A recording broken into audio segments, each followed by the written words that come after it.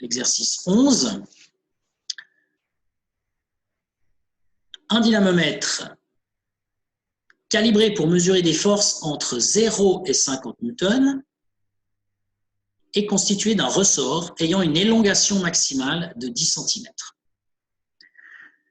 Je vous avais expliqué, quand j'ai parlé des ressorts, ce que c'était qu'un dynamomètre. Un dynamomètre, c'est en fait un ressort qui est contenu à l'intérieur d'un tube, et quand on tire sur si vous voulez, excusez-moi, le ressort, il est contenu à l'intérieur d'un tube, mais il n'y a qu'un côté du ressort qui est attaché au tube, et l'autre côté est mobile. Donc, quand on tire sur ce ressort, eh bien, le ressort va s'allonger, et sur le tube, eh bien, il y a une graduation qui indique, au lieu d'indiquer la distance, la longueur dont le ressort s'allonge, eh bien, les fabricants calibrent la chose pour donner directement la force. Alors, vous devez calculer la constante d'élasticité du ressort. Cette constante d'élasticité, on l'a introduite la dernière fois dans le cours sur les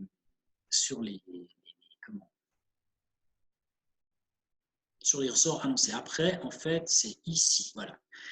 La force élastique, c'est ce qu'on appelle la loi de Hooke.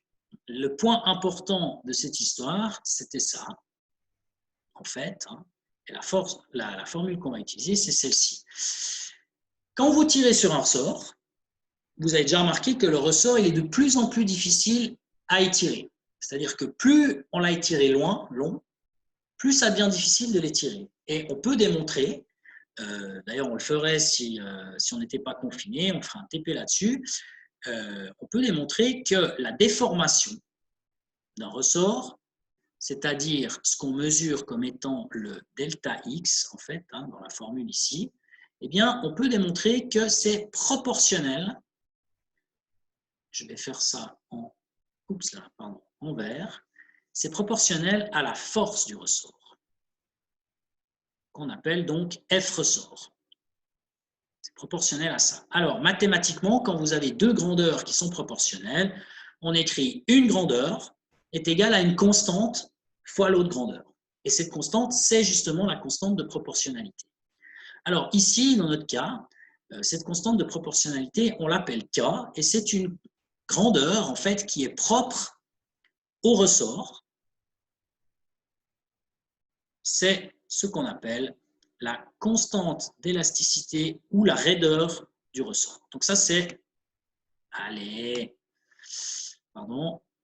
une caractéristique d'un ressort.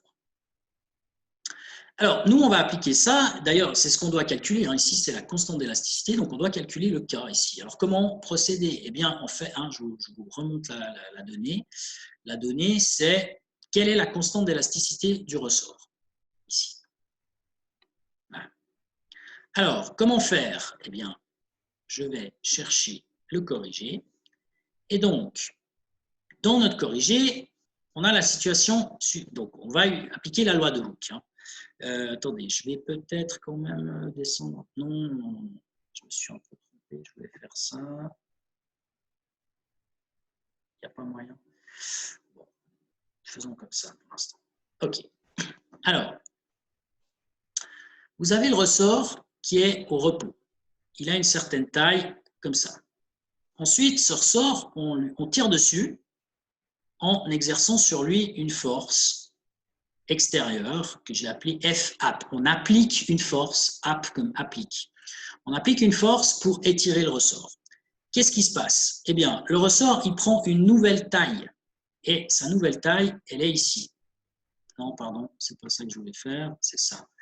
Sa nouvelle taille, elle est ici. Donc, en fait, le ressort, il s'est allongé, il s'est déformé d'une certaine quantité qu'on appelle donc delta X, ici.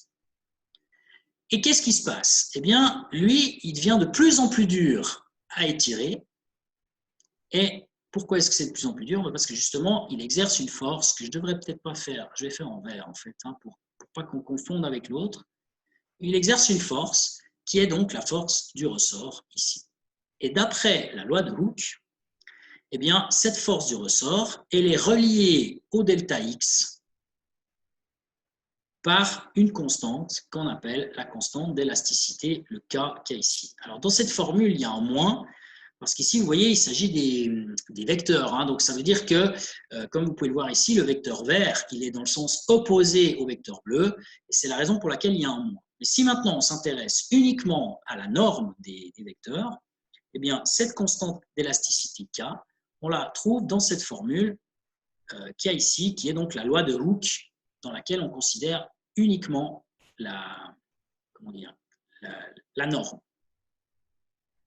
Alors nous, on cherche le K dans cette histoire. Alors pour trouver le K, en fait, il suffit ici de diviser par delta X, là, diviser par delta X, et donc vous retrouvez votre delta X ici, vous retrouvez le K ici, et puis la force du ressort qui est en vert ici.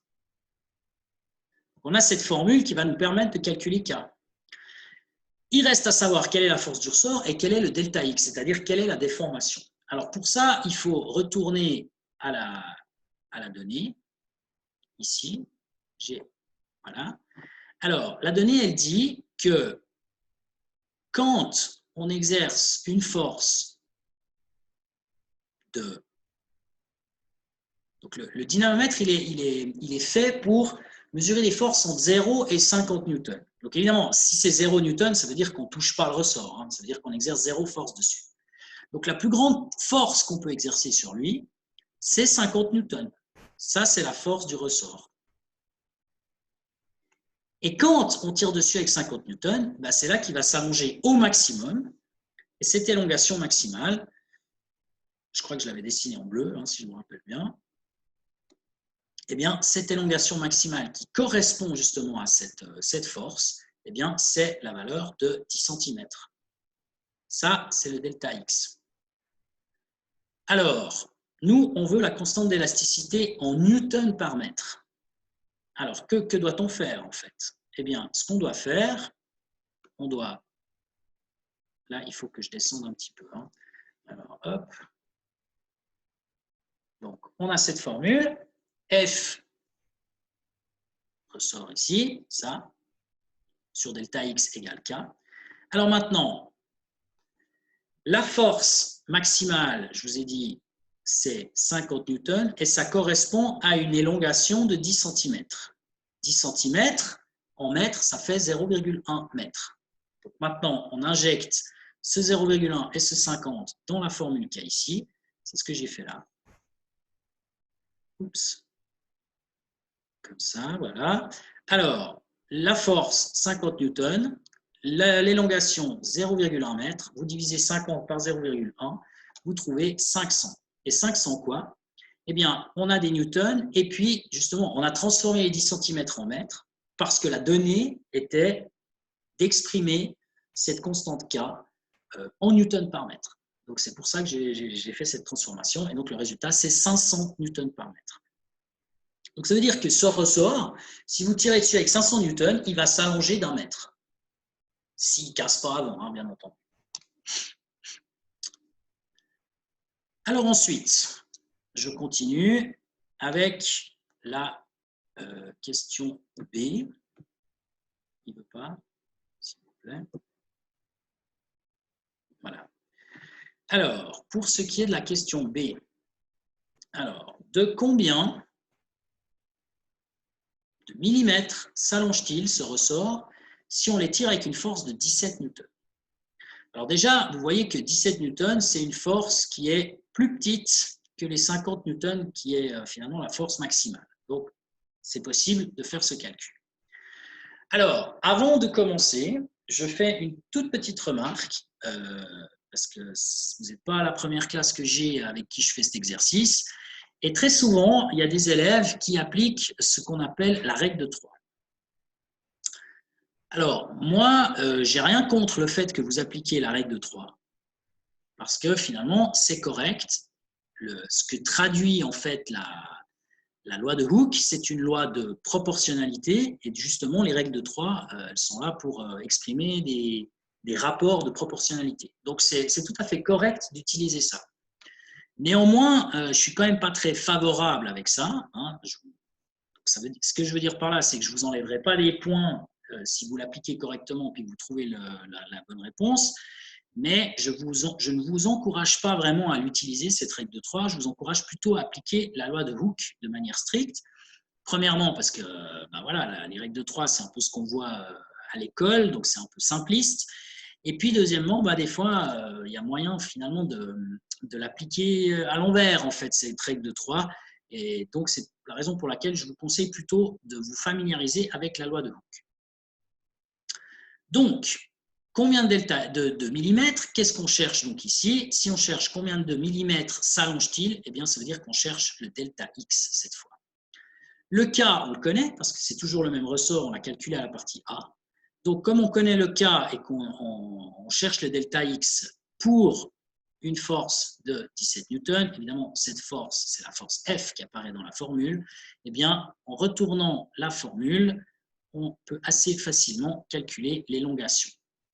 Alors, la formule, c'est F égale K fois delta X. Nous, cette fois, on veut le delta X. Donc, pour y arriver, je divise par K et vous obtenez cette formule-là. Là-dedans, eh bien, vous avez la force qui doit apparaître. Alors, cette force du ressort, c'est les 17 newtons avec laquelle on tire, finalement. Vous tirez avec 17 newtons, le ressort il vous renvoie les 17 newtons. Le K, c'est la même valeur qu'on a calculée à la partie A, c'est-à-dire les 500 newtons. Et donc, si on applique cette formule, on trouve le résultat qui se trouve ici. C'est-à-dire, ça je peux effacer. Voilà. C'est-à-dire, pour la force, eh bien, 17 newtons, le K, 500 newtons par mètre. Donc, vous faites ce calcul, ça fait 0,034. Là, vous avez des newtons qui se simplifient avec les newtons là en bas. Et il reste là-dedans des mètres. Donc, en fait, c'est des mètres. C'est 0,034. Donc, pour obtenir des millimètres, vous devez multiplier par 1000. Et donc, 0,034 multiplié par 1000, ça fait 34 mm. 34 mm, en d'autres termes, c'est combien? C'est 3,4 cm. Alors, est-ce que c'est cohérent d'obtenir 3,4 cm? La réponse est oui, c'est cohérent parce qu'en fait, le ressort il peut s'allonger au maximum jusqu'à 10 cm. Donc, 3,4 cm, c'est plus petit que les 10 cm, tout comme les 17 newtons, c'est plus petit que les 50 newtons. Alors, j'en arrive finalement à la dernière question. Quelle est l'intensité de la force exercée sur le ressort lorsqu'on mesure une élongation de 8,1 cm? Donc, l'élongation de 8,1 cm, cette fois, ça, c'est le delta X. On connaît le delta X et ce qu'on cherche, c'est la force. Quelle est l'intensité de la force? Donc, ici, maintenant, on cherche quel est le F, en fait, dans cette histoire. Donc, là encore, on peut appliquer une règle de 3 ou appliquer la loi de Hooke. La loi de Hooke, elle dit que la force, elle est égale à K fois delta X, où K, c'est ce qu'on a calculé à la partie A, c'est les 500 newtons par mètre. Ici, c'était là qu'on a fait ça. Et puis maintenant, eh bien, le delta X, c'est 8,1 cm. Alors, si vous avez des newtons par mètre et que vous multipliez par des centimètres, il y a un os, ça ne va pas. Donc, il faut transformer ces 8,1 cm en mètres. C'est ce que j'ai fait ici. Et donc, pour faire ce passage, eh bien, il faut diviser par 100 parce qu'il y a 100 cm dans un mètre. Donc, 8,1 cm, vous divisez par 100, ça fait 0,081 mètres. C'est ce qu'il y a ici. Maintenant, comme on a des newtons par mètre fois des mètres, on obtiendra une réponse en newtons. Et la réponse, 500 fois 0,081, c'est 40,5 newtons, qui est donc la réponse à notre question. Si on applique cette force-là, on trouve une déformation de 8,1 cm. Alors là encore, une ultime remarque. Vous voyez que tout ça, c'est cohérent parce qu'en fait, les 40,5 newtons, c'est plus petit que les 50 newtons, qui est en fait la force maximale qu'on peut mesurer. Et comme on l'a dit tout à l'heure, la force maximale, elle correspond à une élongation maximale de 10 cm. Et nos 8,1 cm, c'est aussi plus petit que les 10 cm. Donc tout ça est tout à fait cohérent.